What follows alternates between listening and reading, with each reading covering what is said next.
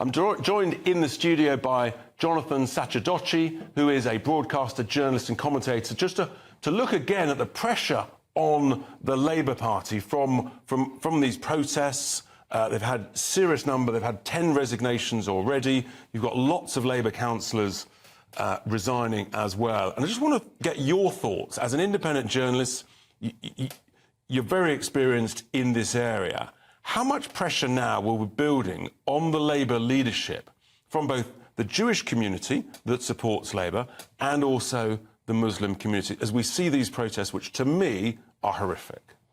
The Labour Party under Jeremy Corbyn lost a massive amount of its Jewish support, for sure, for obvious reasons. And I think that the EHRC's findings against the Labour Party meant that when Keir Starmer took over as leader, he really had to reform the party in order to not just regain Jewish voters' confidence, but the confidence of any Labour voters who had a conscience about the fact that anti-Semitism was such a big problem.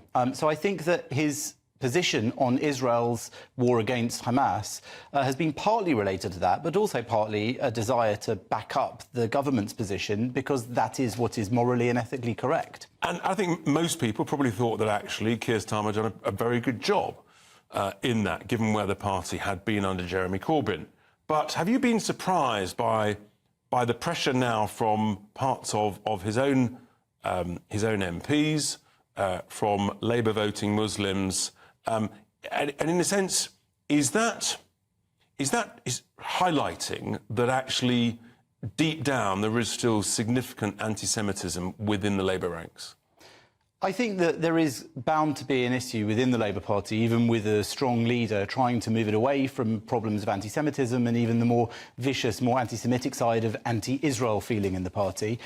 There's bound to be some people left in the party, including in the House of Commons, who don't agree with that direction that Sir Keir is taking. I think so far he's standing pretty strong against that pushback, and I think that's important. Not again, as I say, not because of Jewish people per se, but because of the whole nation. I think nobody in the nation wants to see Jewish people feeling as alienated and endangered as they did under the Corbyn years.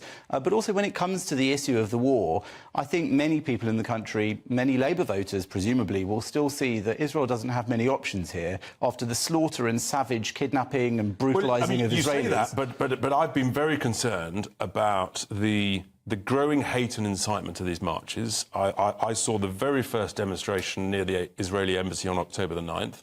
I immediately saw where this could go, and I think it's truly shocking, actually, and I'm very, very concerned about it. And we've even seen today, we've seen actually school children being essentially taken out of school in order to demonstrate, to go to a Labour MP's office and to chant. I think we've actually got a clip on the screen now. To the sea! Palestine will be free! To the sea! Palestine will be free!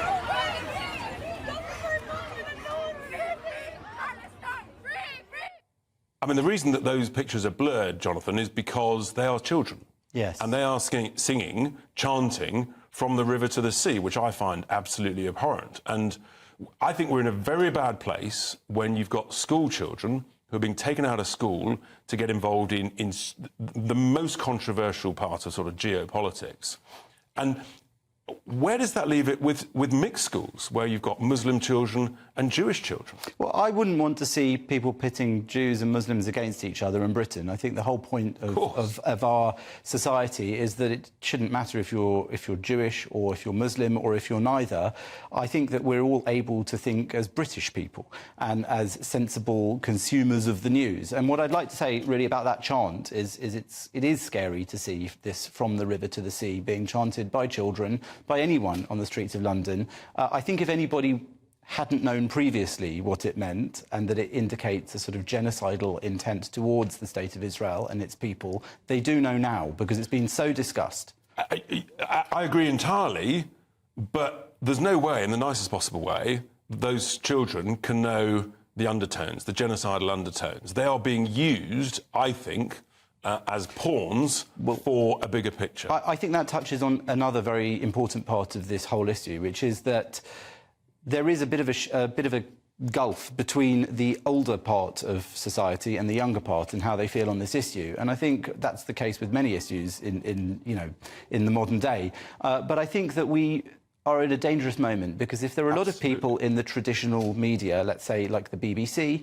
and there are a lot of people even teaching within academia, in schools and in universities, who are swallowing the line that's fed by the BBC. The BBC, for example, is providing a great deal of disinformation on this war and on Israel, as it has always done. I mean, just for example, and this is what influences children and academics. So I think it's forming a next generation who are bound to have warped views on this. The BBC were forced to apologise yesterday for literally reading out the opposite of the news. It was a perfect example of fake news. They said that Israel had gone into the Shifa hospital in Gaza and they had targeted Arabic speakers and medical personnel. It was an unforgivable mistake. It was as bad or worse as their previous complete howler. They claim to be sort of the best in the business. Well, it's a blood libel. I mean, it was a blood libel to continually accuse Jews, Israel, the Jewish state, of targeting hospitals, of targeting doctors, when in actual fact... You're right, they shouldn't be making those mistakes. They've got to do much, much better, or frankly, they shouldn't get involved at all.